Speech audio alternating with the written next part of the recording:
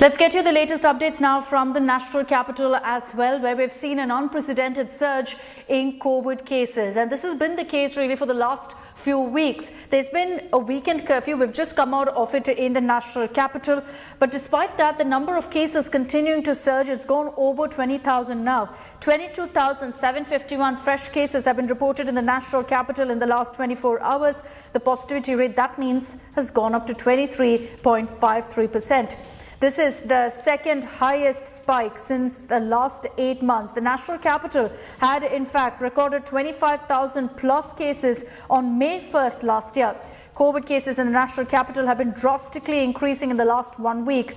At least 400 staffers in Parliament have been infected with this contagious virus. Besides this, 150 staffers in Supreme Court have tested positive. 4 Supreme Court and 4 High Court judges have also tested positive. This COVID surge comes at a time when Delhi Chief Minister Arvind Kejriwal ruled out lockdown and urged citizens to maintain all precautions.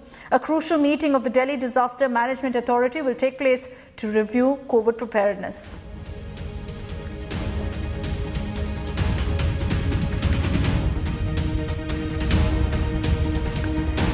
Similar situation in the state of Maharashtra as well. The state has reported 44,388 cases in the last 24 hours, out of which in Mumbai there are 19,474 infections and 6 deaths that have been reported in a single day. As cases continue to surge, Maharashtra's leaders are amplifying the message on the importance of adhering to COVID curbs. Maharashtra Minister Aslam Sheikh visited a COVID center in Mumbai. He also reviewed the newly set up children's ward at the facility. Mumbai Mayor Kishori Pednekar led an awareness drive in Mumbai on the importance of wearing face masks. COVID has also attacked the police department in Mumbai. Several IPS officers have tested positive for COVID. 18 IPS officers and other police personnel have tested positive for coronavirus.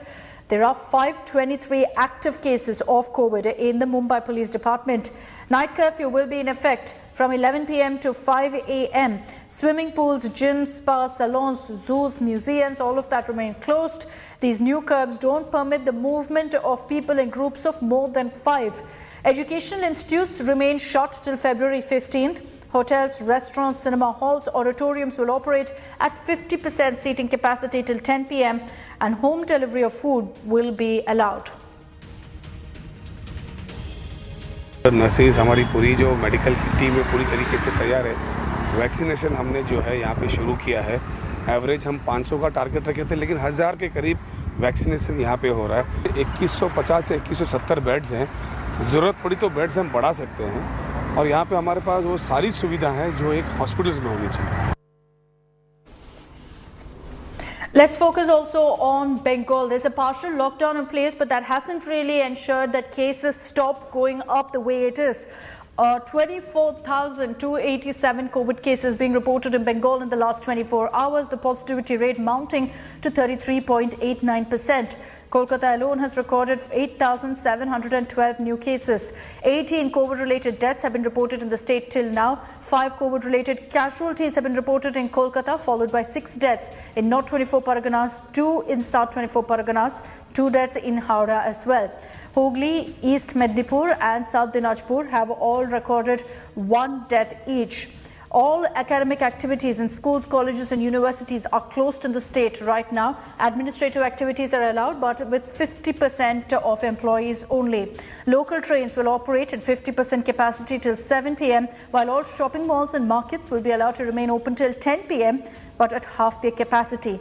Bars and restaurants also allowed to open again at 50% capacity till 10 p.m.